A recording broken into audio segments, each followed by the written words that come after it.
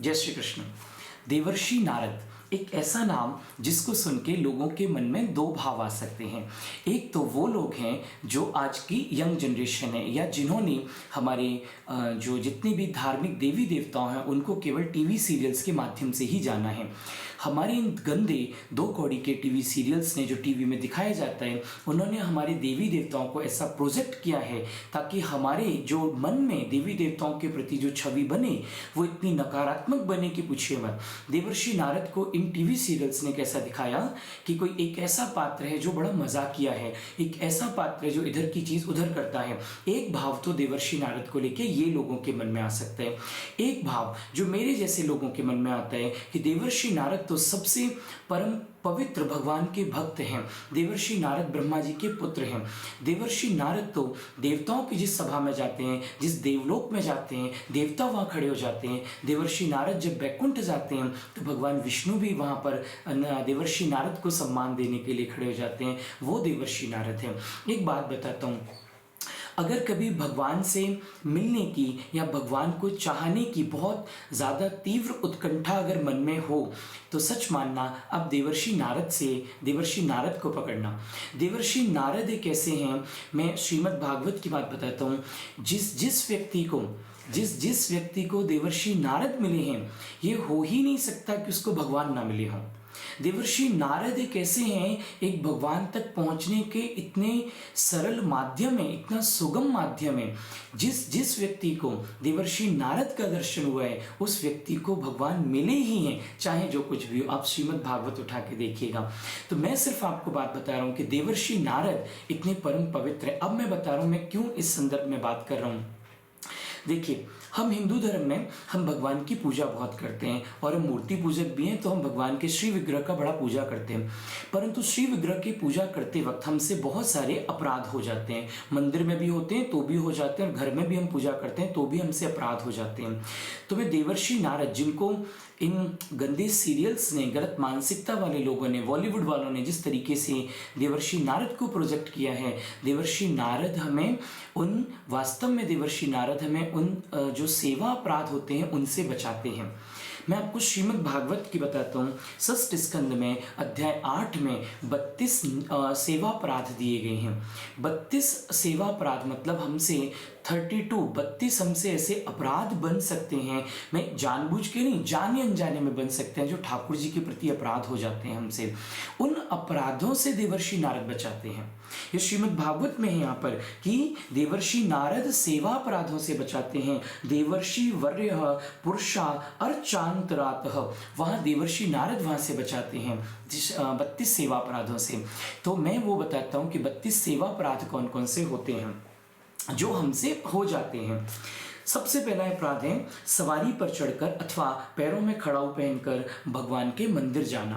हम में से बहुत लोग ऐसे होते हैं, अपनी गाड़ी से जाते हैं, सीधा मंदिर में उतरते हैं। हम 10 कदम ठाकुर जी के मंदिर पैदल नहीं चल सकते, चलेंगे भी पैदल तो हम अपने पैरों में चप्पल पहन के चलते हैं। मैं आपको एक बात बताता हूँ, मैं जहाँ से हूँ, दाऊजी से जहाँ पे हूँ, ब्रजराज ठाकुर श्री दाऊजी महाराज का जहाँ मंदिर है, मेरे ग्रैंडफादर को मैंने देखा है, वो कभी जीवन में, अपने जीवन में कभी भी वो चप्पल पहन के मंदिर नहीं गए।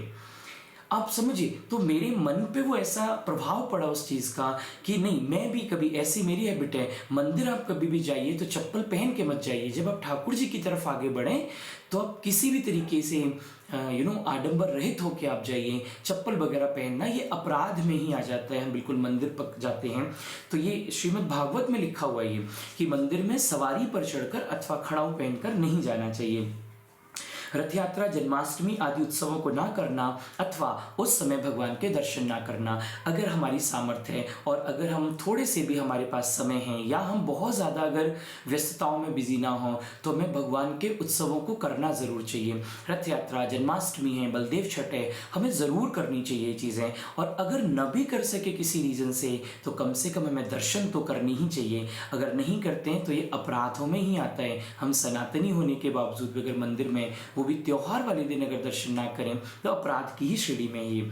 श्री मूर्ति के दर्शन करके प्रणाम ना करना, भगवान के दर्शन करें बट हमने अपना प्रणाम नहीं अर्पित किया ठाकुर जी को, तो ये भी अपराध में ही आता है। असुचि अवस्था में दर्शन करना, अपवित्र अवस्था में दर्शन करना, जैसे मैं अपने यहाँ की बात बताता हूँ, हम दाऊ जी के मंदिर में और हमें अधिकार है कि हम ठाकुर जी के नज़दीक जा सकते हैं, परंतु मैं ना जाने कितने लोगों को देखता हूँ वहाँ पर। आप देखिए पूरा दिन आप कुछ भी काम करते हैं, ऑफिस में होते हैं, वर्क करते हैं, नंबर ऑफ टाइम्स हम वॉशरूम वगैरह जाते हैं और हम शाम को उसी अवस्था में जाकर ठाकुर जी को छू लेते हैं। कोशिश करिए जब आप बहुत अपवित्र अवस्था में हैं या आपको पूरा दिन किसी भी ऐसी अवस्था में जहाँ ठाकुर जी के लिए आप नहीं उतने योग्य हैं, तो कोशिश करें ठाकुर जी को ना छुएं, वो अपराध में आता है। अगर आप अपवित्र अवस्था में, असुचि अवस्था में आप ठाकुर जी को छूते हैं तो एक हाथ से प्रणाम करना, परिक्रमा करते समय भगवान के सामने आकर कुछ ना रुककर परिक्रमा करना अथवा केवल परिक्रमा करते ही जाना, ये भी अपराध है। देखिए कई लोगों को देखा होगा ऐसे भागते भागते परिक्रमा करते हैं, नहीं, अगर एक परिक्रमा पूरी होती है तो ठाकुर जी के सामने 1 सेकंड के लिए सही भले ठाकुर जी को निहारो जरूर आप। जैसे ये देखो जो लोग भाग के कर रहे हो ऐसा नहीं कि गलत कर रहे हैं, पर मैंने कहा ना जाने अनजाने हमसे कुछ अपराध बन जाते हैं। श्रीमद् भागवत में ये चीज़ है कि 32 अपराध हैं सेवा के, और उन 32 अपराधों में ये भी एक अपराध है। तो जब हम परिक्रमा पूरी करें तो ठाकुर जी के दर्शन जरूर करें, निहारें जरूर ठाकुर जी को, फिर दोबारा परिक्रमा शुरू करें। भगवान के श्री विग्रह के आगे पैर पसार कर बैठना, मंदिर वगैरह में कभी भी जाइए कोशिश करिएगा कभी जीवन में भी पैर पसार के नहीं बैठना चाहिए भगवान के विग्रह के आगे। श्री भगवान के विग्रह के सामने दोनों घुटनों को ऊंचा करके हाथों से लपेट के बैठ जाना, ये भी एक अपराध में ही आता है। भगवान के श्री विग्रह के सामने सोना, ये एक अपराध में आता है। ये श्री भगवान के विग्रह के सामने भोजन करना, ये भी अपराध में, सेवा अपराध में माना जाता है। भगवान के श्री विग्रह के आगे झूठ बोलना, देखिए कितनी अद्भुत सी बात है ना ये सब चीज़ें। ये ग्रंथ कितने पहले लिखे गए होंगे पर प्रामाणिकता तो आज भी सिद्ध होती है। हम देखते हैं कितने सारे लोगों को छोटी छोटी बात पर, छोटी छोटी सी बातों पर, कुछ कुछ छोटी छोटी चीज़ों पर हम भगवान की सौगंध खा लेते हैं, भगवान की कसम खा लेते हैं, मंदिर में झूठ बोल देते हैं ठाकुर जी के आगे। ये बहुत जघन्य अपराध है, ये ठाकुर जी माफ़ नहीं करते ऐसे अपराधों को। तो भगवान के श्री विग्रह के आगे झूठ नहीं बोलना। कोशिश करिए हम जीवन में भी भगवान की सौगंध ना खाएं। भगवान वो एक ईश्वर है, वो अनंत शक्तिमान ईश्वर है, और हम ऐसे छोटी छोटी बातों पर जब उसकी सौगंध खाते हैं तो लगता है कि वो मानो ईश्वर ना हो, एक छोटा सा खिलौना हो हमारे लिए कोई भी नहीं। ये अपराधों में आता है। ये भगवान के श्री विग्रह के सामने जोर से बोलना अथवा चिल्लाना, ये भी एक अपराध में है। भगवान के श्री विग्रह के सामने आपस में बातचीत करना, बहुत सारी जगह हम मंदिर जाते हैं, हम ठाकुर जी के सामने भी होते हैं। मैं कितने लोगों को ऐसे देखता हूँ, ऑब्जर्व करता हूँ, मैं मंदिर से जुड़ा हुआ हूँ डायरेक्टली, तो मेरा बहुत सारे लोगों को ऐसे ऑब्जर्वेशन होता है मंदिर में ठाकुर जी के सामने फ़ोन पे बात कर रहे हैं, मतलब ठाकुर जी सामने हैं। अरे ऐसा कौन अर्जेंट व्यक्ति है जो ठाकुर जी से बड़ा हो गया? आप ठाकुर जी के सामने हो तो आप ठाकुर जी से बात करो, और अगर आप नहीं, वो लगता है कि नहीं हमारे लिए वो व्यक्ति ज़्यादा इंपॉर्टेंट है, तो मंदिर से आप बाहर हो जाओ, कम से कम आप श्री विग्रह के सामने से तो हट जाइए। श्री विग्रह के सामने अगर आप ठाकुर जी के सामने अगर आप किसी से बात करते हैं, अपराध बनता है ये, ठाकुर जी का नहीं करना चाहिए। भगवान के शिव विग्रह के सामने आपस में कलह करना, अगर आप कलह करते हैं, लड़ाई झगड़ा करते हैं शिव विग्रह के सामने, अपराधों में आता है ये। भगवान के शिव विग्रह के सामने किसी को पीड़ा देना, आप मंदिर से निकले और कोई निरीह जानवर है, कोई मान के चलिए असहाय व्यक्ति है, कोई भी असहाय है, आप उसको कष्ट अगर आप देते हैं, कष्ट केवल शारीरिक तौर पर ही नहीं दिए जाते, हिंसा जो है शारीरिक भी होती है, मानसिक भी होती है और अपनी वाणी से भी होती है। ये तीनों हिंसाएं मानी जाती है। किसी से गलत बोलना, हम मंदिर के दर्शन करके आ रहे हैं तो हम कम से कम कोशिश करें जब तक मंदिर की सीमा में हैं तब तक हम किसी से गलत ना बोलें। वैसे तो गलत कभी भी नहीं बोलना चाहिए, बट एटलीस्ट हम भगवान के श्री विग्रह के सामने, उनके मंदिर में हम किसी से कभी भी कलह ना करें, किसी को पीड़ा ना पहुंचाएं। ये अपराधों में आता है ये। फिर श्री विग्रह के सामने किसी पर अनुग्रह करना, ये एक बड़ा अच्छा सी बात है, मुझे इस पर थोड़ी सी 1 मिनट के लिए बात करनी है। जैसे हम बहुत सारे वीडियोस वगैरह ऐसे आते हैं, 1-2 बार तो हमने खुद देखा भी है कि भगवान के मंदिर में और जो वहाँ के मान लीजिए कोई मठाधीश हैं, वहाँ के सेवाधिकारी हैं, मंदिर संचालक हैं, कोई भी उनसे कोई संबंधित व्यक्ति अगर आता है तो वो भगवान के सामने ही उन पे एक अजीब अनुग्रह दिखाते हैं। भगवान के सामने किसी को आप आशीर्वाद कैसे दे सकते हैं? ईश्वरीय पावर बहुत अनंत है। अगर आप अनुग्रह दिखाते हो, माना आपका कोई बहुत मिलने वाला है, आपके प्रति बहुत भाव रखता है, पर उस समय आपका धर्म ये बनता है कि श्री विग्रह के सामने, ठाकुर जी के सामने तो हम किसी पर अनुग्रह ना दिखाएं। अगर हम अनुग्रह दिखाते हैं तो ऐसा लगता है कि हम ठाकुर जी से भी बड़े हो गए। अरे भैया, हम भी और वो भी जो हमारे पास आया वो भी, हम दोनों ही ठाकुर जी के अनुग्रह के याचक हैं। हमें तो ठाकुर जी के ही अनुग्रह की भीख मिलनी चाहिए हमेशा।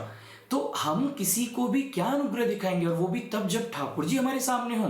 ये अपराध बनता है, ये हमारे मंदिरों में ऐसा होता है। हम कोशिश करें ऐसा ना करें, ये अपराध में आता है। आपको मिलना है तो आप निजी कक्ष में मिलिए, मंदिर के बाहर आप मिल सकते हैं, जरूर आप अनुग्रह दिखाइए, परंतु श्री विग्रह के सामने नहीं दिखाइए।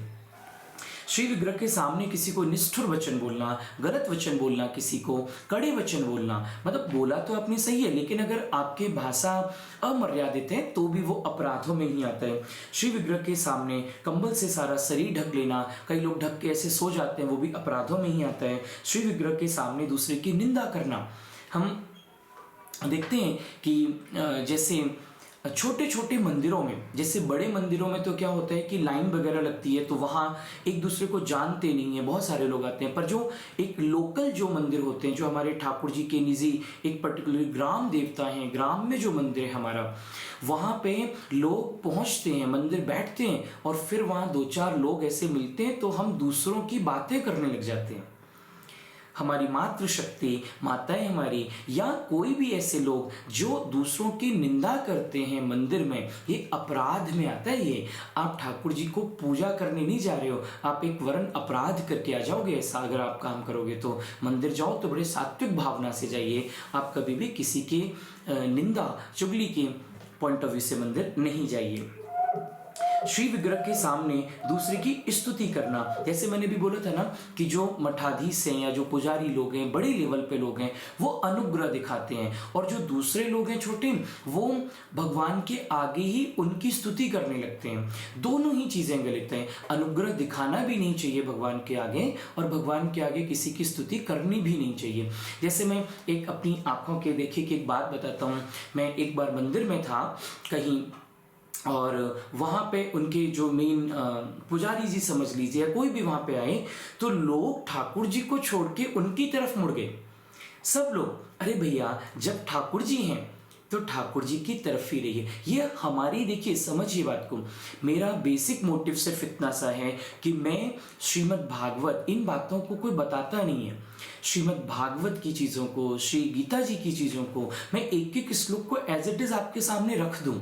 बाकी मैं किसी को सुधारने नहीं आया हूँ, पहली बात बहुत क्लियर बोल रहा हूँ। मुझे किसी से कोई नहीं सुधारना किसी को। मैं बहुत अच्छे से अपने मन में जानता हूँ कि आज की दुनिया में सबसे टफ काम है किसी को भी सुधारना। हम क्यों सुधारें, हम खुद को सुधारें।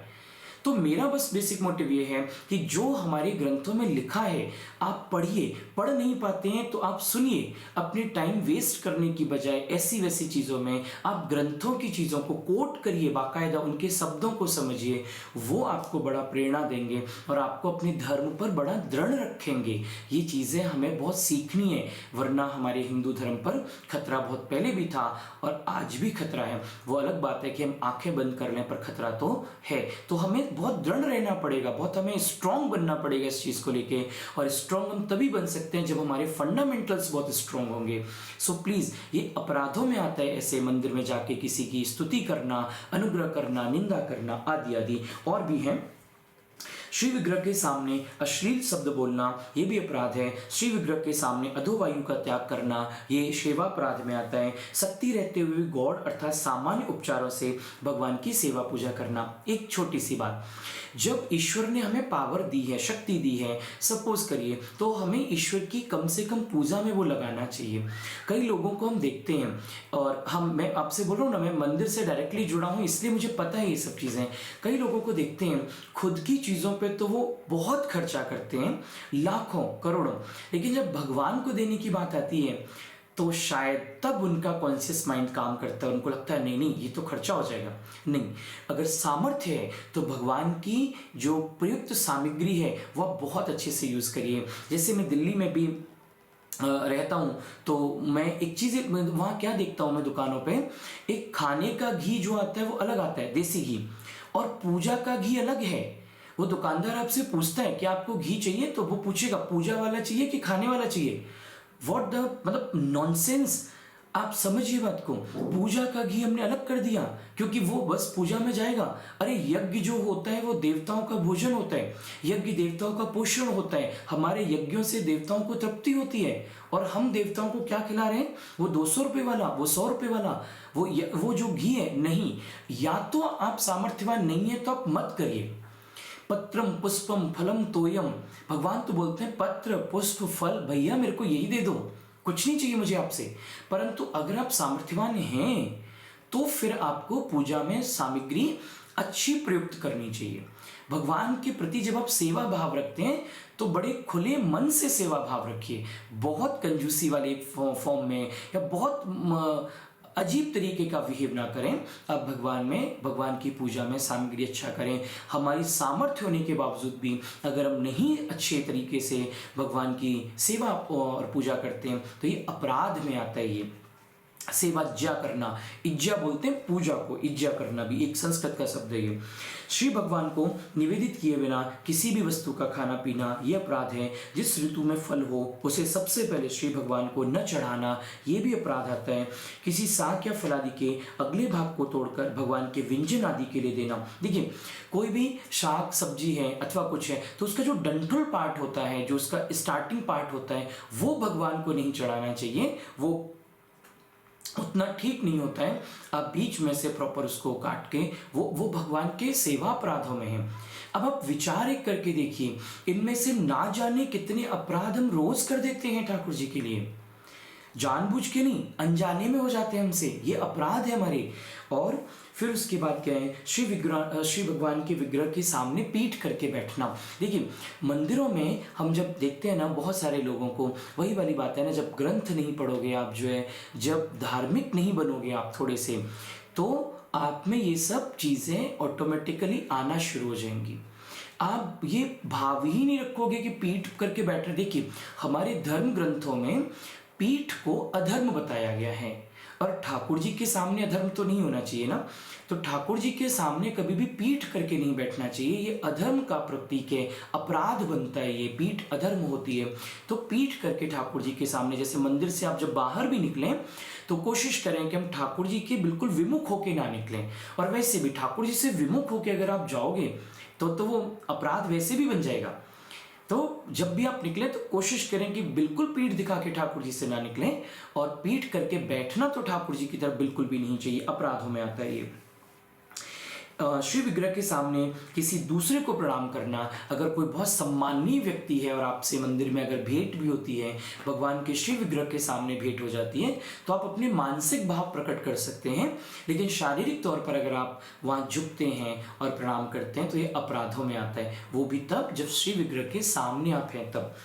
गुरुदेव की अभ्यर्थना, कुशल प्रश्न एवं स्तवन आदि ना करना ये भी अपराधों में आता है। अपने मुख से अपनी प्रशंसा करना मंदिर में भगवान के आगे, जैसे इस पॉइंट पे भी एक अच्छी सी बात, क्या आजकल हम देखते हैं ना, कथा भागवत जितने भी होते हैं उन सब में as a kind of chief guest बुलाने लग गए लोगों को। आप समझिए, मुझे सच में बड़ा कष्ट होता है, पीड़ा होती है इन चीज़ों से।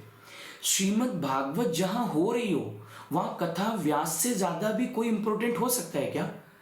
कथा व्यास, मैं आपको सच में अपनी आंखों देखी बात बता रहा हूँ। श्रीमद् भागवत चल रही है और कोई भी विशिष्ट व्यक्ति अगर आया तो श्रीमद् भागवत रोक दी जाती है और विशिष्ट व्यक्ति के हाथ में माइक दे दिया जाता है कि आप बोलिए। अरे भैया, जब तुझे ही बोलना था तो व्यास जी का क्यों अपमान करना? वो सुखदेव जी हैं वहां पर, व्यास पीठ पर बैठे हुए हैं, वो उनका क्यों अपराध करना? उनको वो अपराध बनता है वो हमारा।